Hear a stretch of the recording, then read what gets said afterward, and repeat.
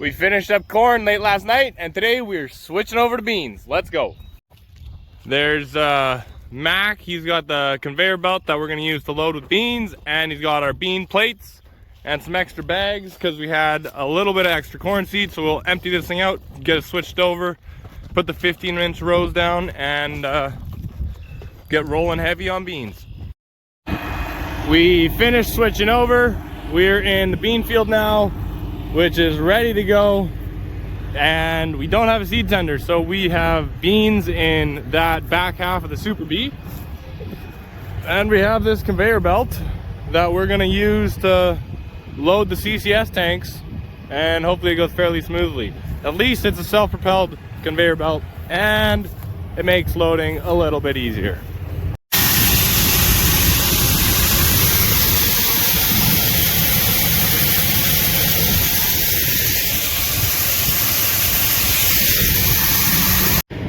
There we go, we got this hopper full, and we're backing up now to this one. Well, we've got it pretty well set. We're just gonna move to another spot, double check, and then maybe do another check off the headlands, but then we're gonna start rolling on beans.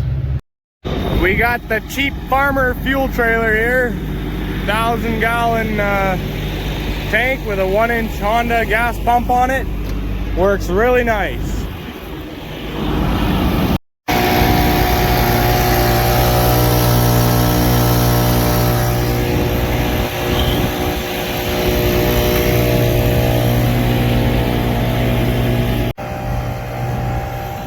I bought this last year at an auction. You can tell it's built by a farmer.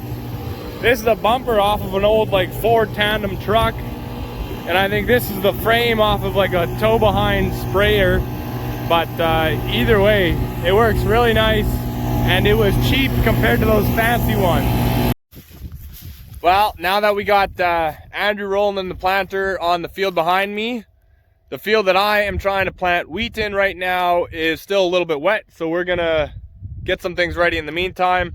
I'm gonna go pick up some fertilizer at P&H, and then hopefully things dry up over the weekend.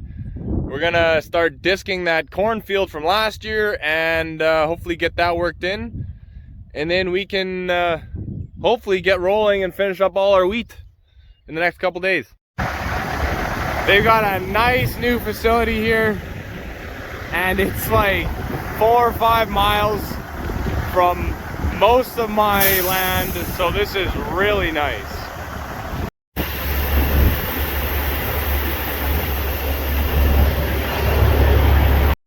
We are in the old cornfield from last year. It was pasture before that, so we're gonna try and disc it under and plant this tomorrow with wheat.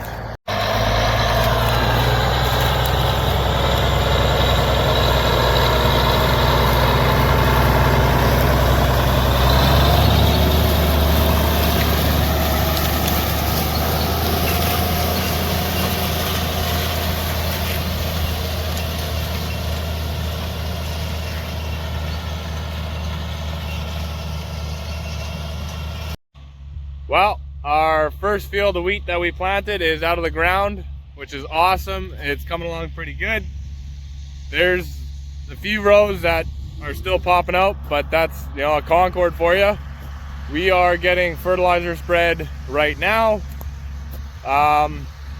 and hopefully this stuff takes off, and hope it's a big year.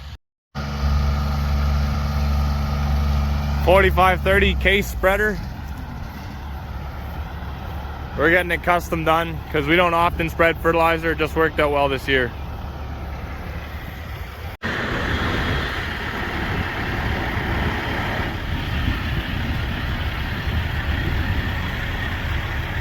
Let's go. I'm out here on the Versatile. Same field that we started disking yesterday. It was corn. We're hitting it a second time from a different angle, really busting up the sod. He's doing a pretty good job. It sure is rough though.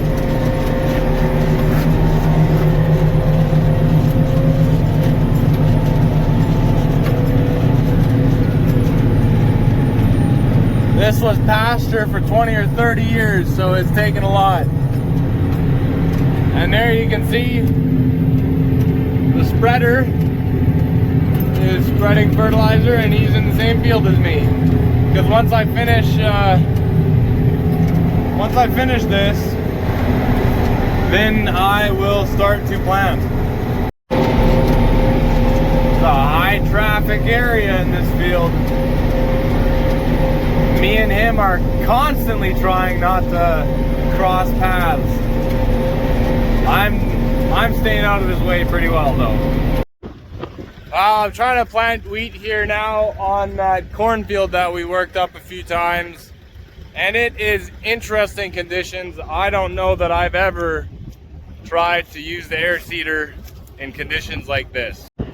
It is big, clumpy, hard chunks. We hit it twice with the disc because this was pasture for how long, but we're doing my best. Anyways, I got this thing set, so I'm pretty much seeding in China right now. It's got to go deep, but I just ripped the drawbar off the 936.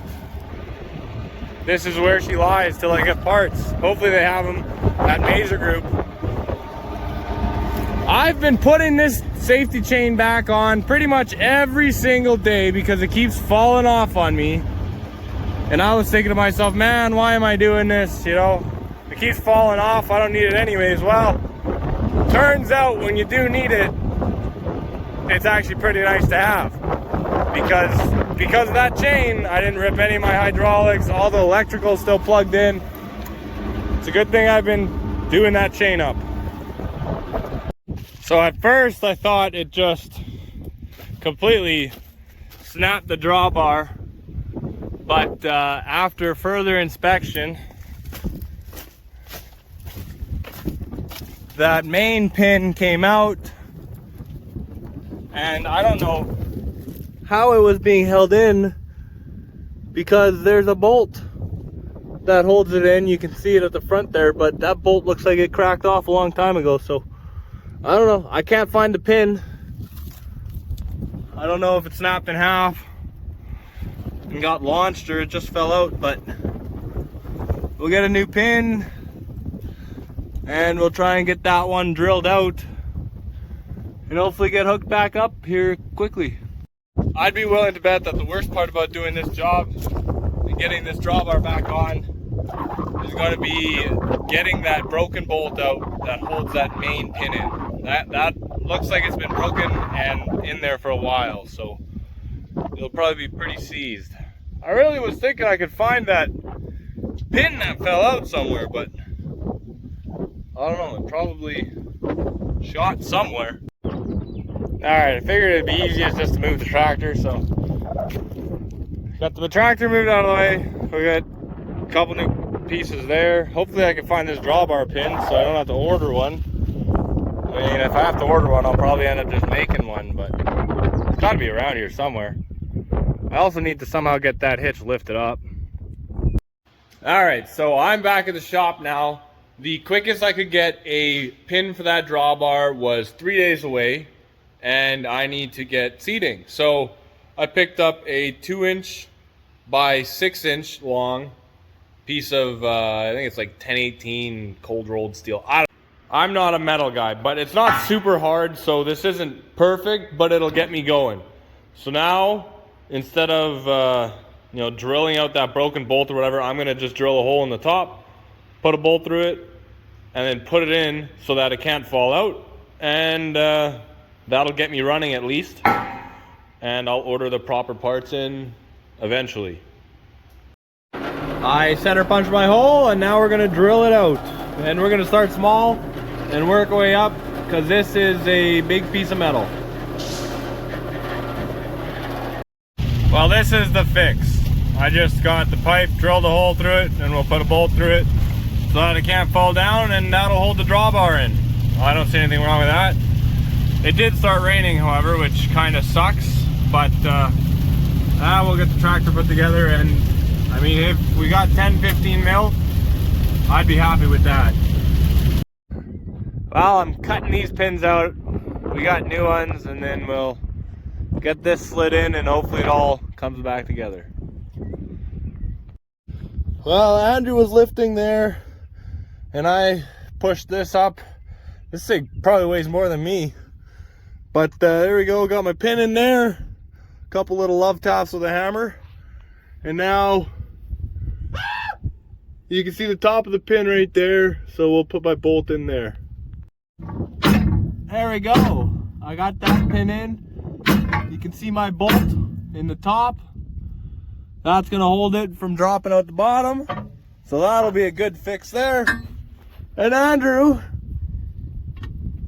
is trying to straighten these tabs that got bent when the whole thing dropped out on us. But I mean, hey, she's coming back together. Well, it is unfortunate that it rained, but it only took 2.5 hours, and tractor's back together, ready to roll. So tomorrow I'll get out here and finish this field. There we go, back together. So we got the hitch all repaired yesterday, and it kind of just rained all day again today, just a drizzle. So I'm thinking we'll probably get going again tomorrow. But so in the meantime, I changed 2 of the front drive tires. Well, I didn't change them, I fixed them. They were leaking. One had a bad valve stem, and the other, in that last wheat field we did, it was on sunflower stalks, and sunflowers are really hard on tires, so they like to poke through. And so that one popped the tube that was in the tire.